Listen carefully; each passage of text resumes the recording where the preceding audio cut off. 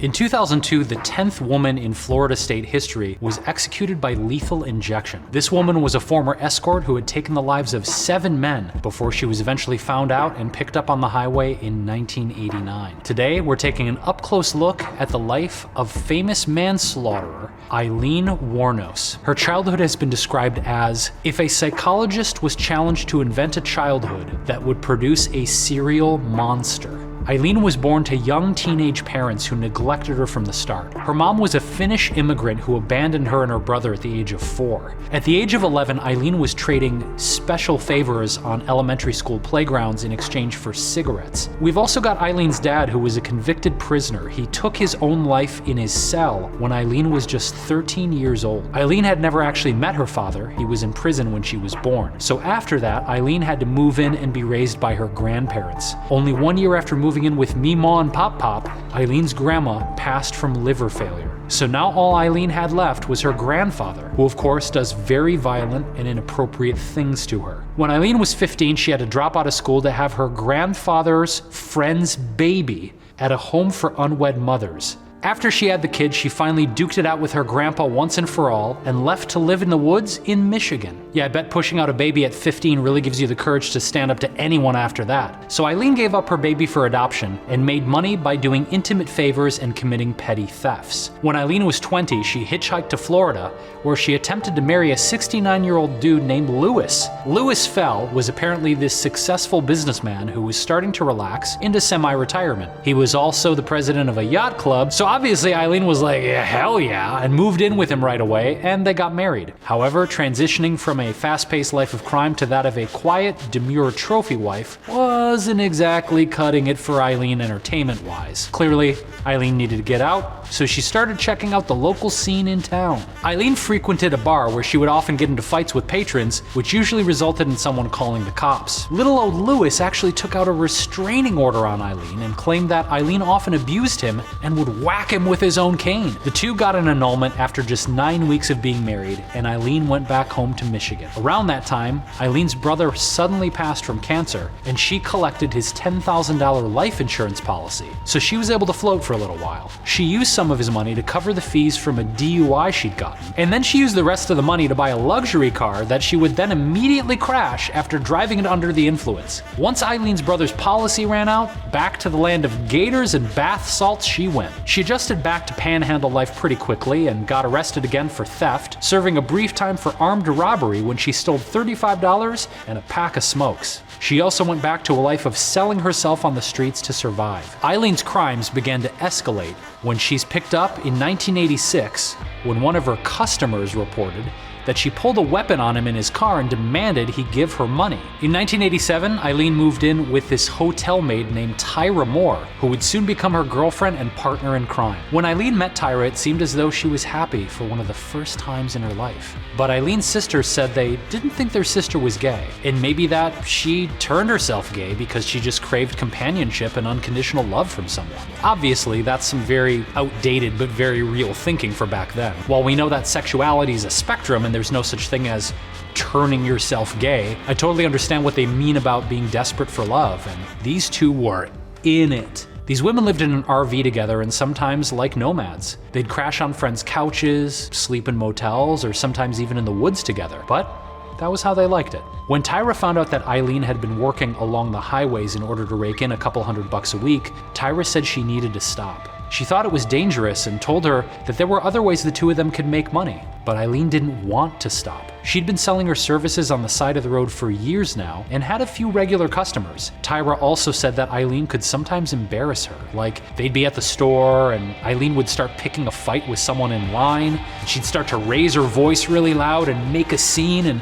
Tyra would have to calm her down and apologize, and said it made her feel really uncomfortable. Little did Tyra know that the woman who she'd come to refer to as her wife would soon be taking her on the slaughtering spree of the decade. Aileen had always told conflicting stories about her victims. Sometimes she'd claim they'd forced themselves on her. Other times she'd admit that she was trying to rob them. It all just depended on who she was telling her story to. Her first victim was a man named Richard Mallory, who was 51 years old. Shortly after Aileen met him in 1989, mind, she fired several rounds at him, dumped him in the woods, and then ditched his car. Well, as it turned out, Richard actually was a convict who had served time in prison for indecent acts and forcing himself on someone. There we go again, there's all these confusing feelings in this story. In May of 1990, Aileen claimed her next victim, a 43-year-old guy named David. She fired at him 6 times and also left his body in the woods. And 5 days after the authorities discovered David, they found the remains of another man nearby, 40-year-old Charles, who was found by the side of the road covered in 9 bullet holes. Next up was a 65-year-old guy named Peter. Days after the police located her, they brought Tyra back to Florida and put her up in a motel that they paid for in order to try and catch Aileen in a confession. They had her make calls to try and get anything that could be used against her in court. And if Tyra hadn't pursued a life of crime, she really could have made something of herself as a performer, because the show she put on. I mean, this girl acted for her life and feigned terror as she said that the police had picked her up and were trying to pin everything on her. She begged Aileen to go over the story with her step by step so that they could get their stories straight. After 4 grueling days of phone calls, Aileen Wuornos confessed to several more of her victims. But she still insisted to Tyra over the phone that all of the other victims after Tyra were men who tried to force themselves on her. So it wasn't her fault, and she was actually acting in self-defense. For sure, girl. For sure. But finally, the authorities had what they needed to make an arrest. Aileen spent the entirety of 1991 sitting in jail waiting for her trials to begin. And during that time,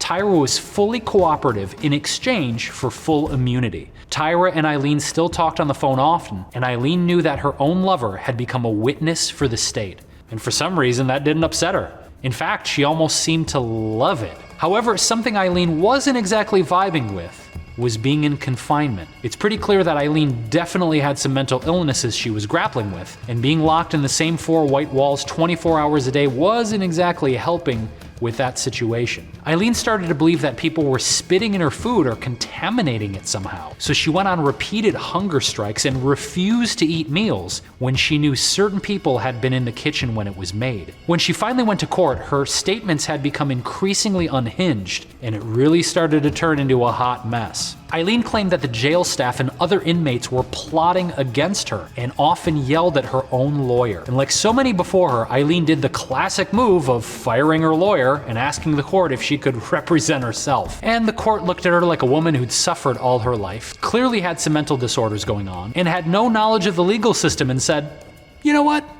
Go for it." Yeah, they actually agreed to this plan, and she was left completely overwhelmed and unable to cope with the stack of paperwork that all 7 trials would involve. In January of 1992, Aileen went to trial for her first victim, Richard, and the jury decided she deserved the ultimate punishment 2 weeks later for her crime.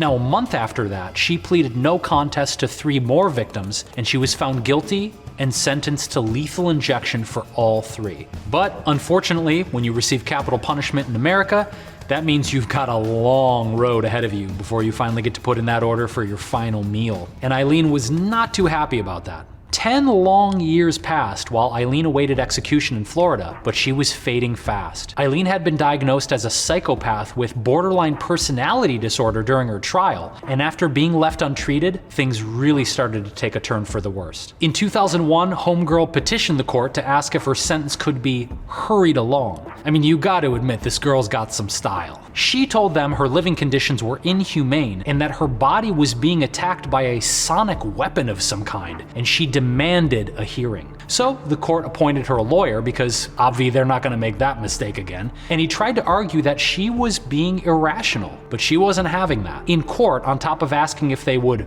hurry up, she also confessed again to the slayings and then sent the court a document for the record. The document said, "I am so sick of hearing this she's crazy stuff. I have been evaluated so many times. I am competent, sane, and I'm trying to tell the truth. I'm one who seriously hates human life and would kill again." On June 2nd, 2002, the fateful day had arrived, and Aileen finally got her wish. She gave a final interview that's very difficult to understand, but she said quite a few iconic lines that stick with people to this day. During her interview, Aileen said that she was sailing with the rock, that she'd be back like Independence Day with Jesus June 6th, like the movie Big Mother Ship and all. What did that mean exactly? And no one knows for sure, and by 9:47 p.m., Homegirl was sailing away from there. And while she might have left this planet permanently, her story never would. Aileen's life would later become the subject of documentaries, screenplays, and stage productions. And her life story would eventually be turned into a movie that you've probably heard of called Monster, starring a scary-looking Charlize Theron as the man hunting Aileen. She even was recently brought back to life in a season of the TV show American Horror Story a few years back, in the hotel storyline that starred Lady Gaga, so that's wild. In short, Aileen Wuornos was born into a life of instability, abuse, and homelessness, and grew up to become a monster. In the span of 1 year, she took the lives of 7 men and became one of the most prolific female mass executioners in history. I mean, wow, talk about a heavy hitter of a story. Anyway, see you next time.